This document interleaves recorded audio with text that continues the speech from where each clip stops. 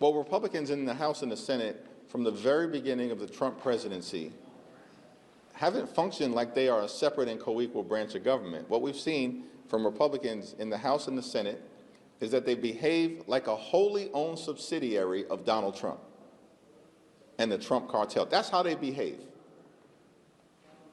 A reckless rubber stamp for Donald Trump's extreme agenda, even when they're hurting their own constituents, because that's what Republicans did in the One Big Ugly Bill.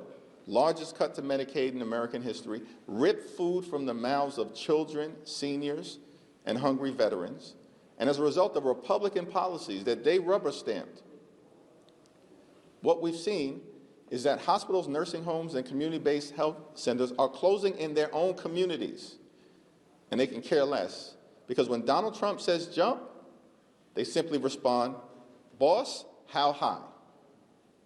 That's how Republicans have operated during the entirety of this presidency.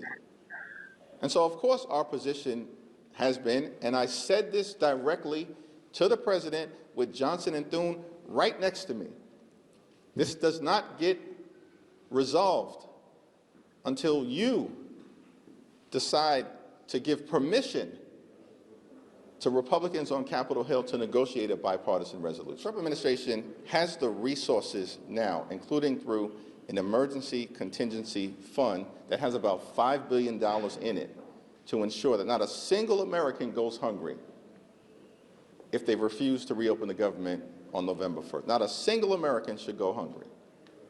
And the challenge that we confront right now is that Donald Trump and Republicans on Capitol Hill are trying to weaponize hunger in order to jam their extreme right-wing policies in their spending bill down the throats of the American people. That's unacceptable. That's un-American. That's unconscionable.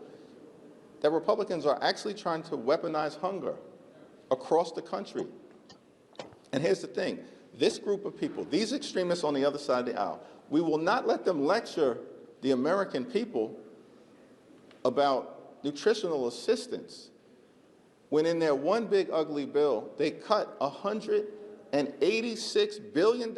These are Republicans this year, $186 billion from the Supplemental Nutritional Assistance Program. That's the largest SNAP cut in American history.